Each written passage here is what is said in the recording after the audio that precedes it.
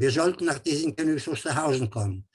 Wir wurden aber separiert und die Männer kamen sofort nach Königs Wusterhausen über das sogenannte Mutterlager Sachsenhausen-Oranienburg. Die Frauen wurden nach Ravensbrück gefördert. Und dort blieben wir einige Monate, 4, 5 Monate.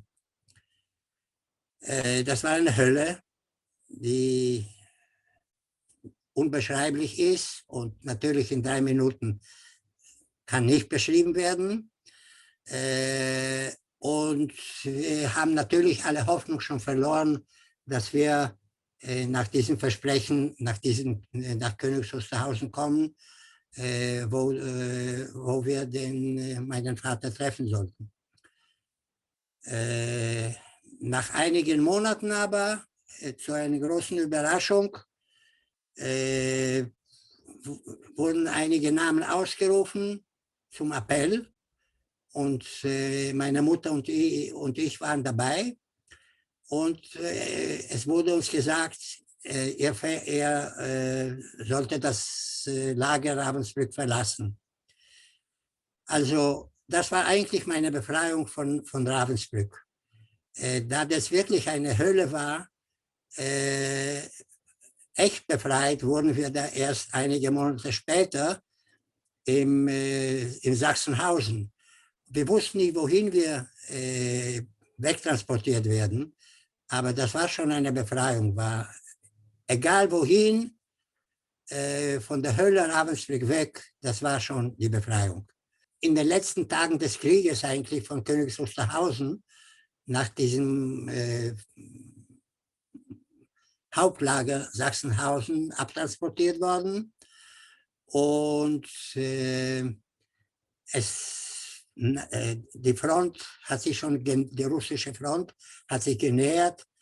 Der Himmel war ganz rot. Wir haben Geschosse, also Fackelgeschosse gehört. Und es war eine sehr große Nervosität bei den Wachmännern, bei den SS-Männern, die das Lager behütet haben. Und sie haben alle gesagt, alle müssen weg. Weg hieß, als man später erfahren hat, Todesmarsch.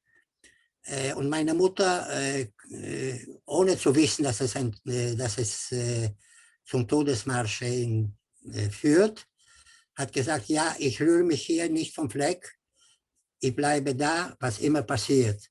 Und die Wachmänner haben aber gesagt, die Baracken werden gesprengt, sie sind mit Dynamit unterlegt und wir wollen euch nach dem Westen von der Front in Sicherheit bringen.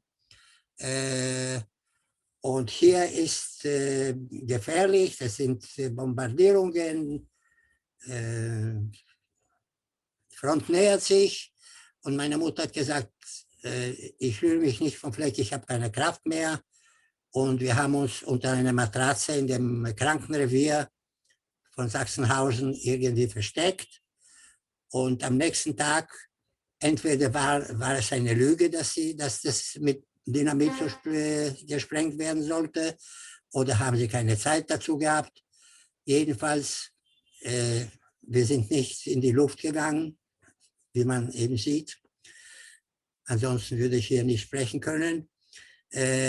Und am nächsten Tag haben wir die russischen Soldaten an der Mauer gesehen, die uns eben befreit haben. Und das war eben der erste Moment der echten Befreiung.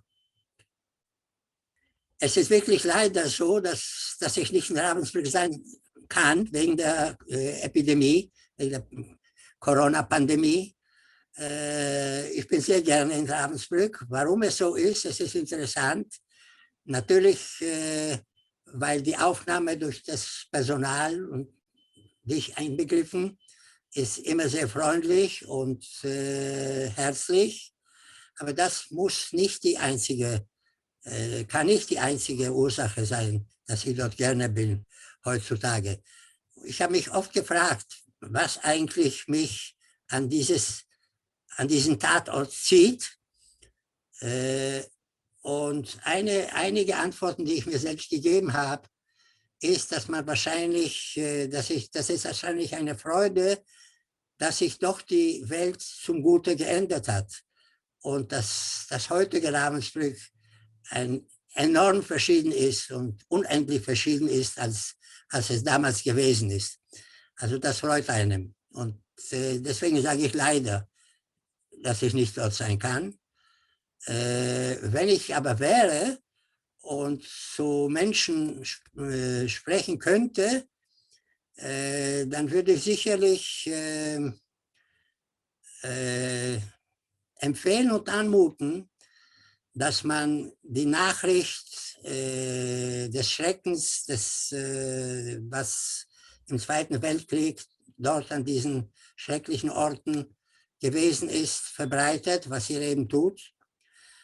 Und wenn man das wirklich mehr auch in die Schulen bringt, wären vielleicht die Demonstrationen der Neonazis in Chemnitz, in Hall und in anderen Orten auch, in Neuruppin und so weiter, weniger werden. Das würde ich eben sagen.